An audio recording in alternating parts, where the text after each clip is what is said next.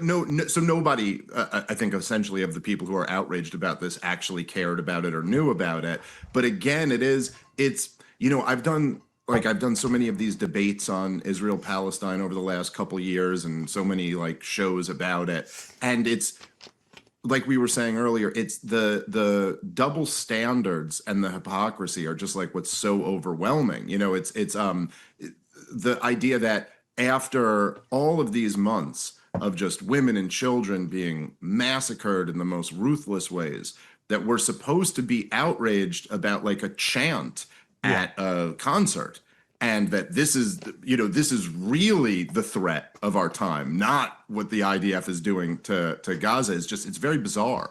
And so, yeah, look, it's fairly predictable that this was a provocative thing to do. And I think the thing that should be a wake-up call is just, as you pointed out, it's such a huge crowd and they're all in agreement. And I think that's the thing that is threatening to people who are supporters of Israel, but should be something that everybody should take a look at. Like, hey, look, what's going on here? And this is, however you feel about it, this is going to be one of the costs that comes with the policy of destroying Gaza. And I still just cannot believe 22 months later, whatever we are since October 7th, that the pro-Israel crowd doesn't wake up to this. That it's like, and that they're still saying Israel has the right to defend itself. That's the other thing. It's unbelievable 22 months into it. Like, hey, look, yes, the poor Palestinians cannot stop you. And as we were just discussing, it seems like for whatever reason, the Americans, including the Trump administration, are unable or unwilling to put pressure on Israel to stop them. America really is the Americans are the only ones who could stop the Israelis, and we're not. We're facilitating it. Well, I don't even know if that's true.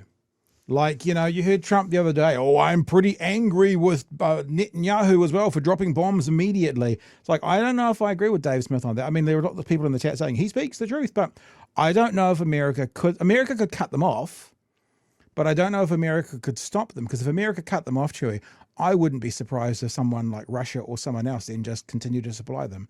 So I think perhaps the truth might be America could make life more difficult for Israel to bomb Gaza, but I don't know if they could cut them off. I don't know if they could stop it.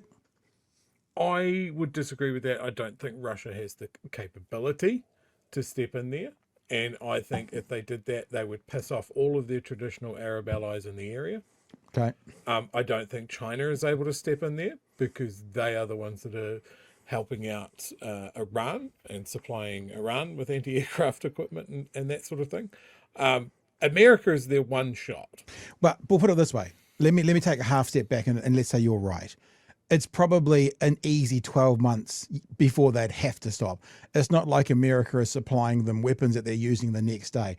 They would have a big stock of them. And if they also, I would think, if they all of a sudden realized America is not going to be, daddy, or more likely if we're not going to be daddy anymore to America, that means in 6 months our bombs are going to run out. We're going to finish it now. So I don't know if it's as simple as America could stop this. I 100% agree with that. Yeah.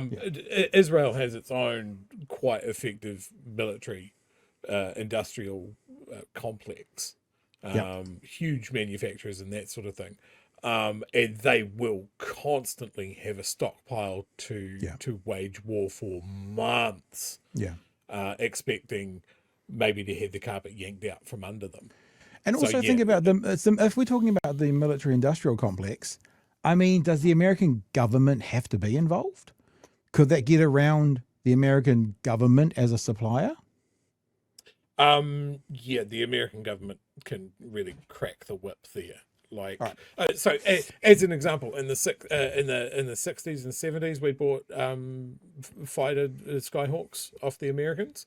We used them for 40, 50 years, and then we wanted to sell them, and the American government had the say on who we could sell them to. Right. Okay. So they're intertwined. So they are very much intertwined. All right, but that doesn't beat the fact you use the word stockpile. There's going to be a stockpile of weapons in Israel that's going to last them for months, if not longer. And if they got towards the end of it, they would use an ultimate final off the top rope, so to speak, if they needed to. This has got 60 seconds. And the poor Palestinians are helpless. However, you are turning the entire world against you. And for a group of people, I say this as a Jewish, person myself, I'm well aware of the culture of kind of paranoia within Jewish Americans, at least. And I think maybe that's understandable given the history of how Jews have been treated in the world. But if you have this concern that there's this rise in anti-Semitism, there's this rise in Jew hatred, and oh my God, a next authoritarian Hitler-esque figure could be right around the corner, then my God, read the room. I mean, then advocate to end this policy, because it is coming with this. Listen, turns out you can only slaughter so many women and children before you make a lot of people hate you. And the way that manifests itself is not always going to be, a man in a suit and tie saying, "Excuse me, good sir, I disagree with this policy decision of slaughtering women and children." It's going to look like this quite often. And if you don't want to see more of it, stop slaughtering women and children.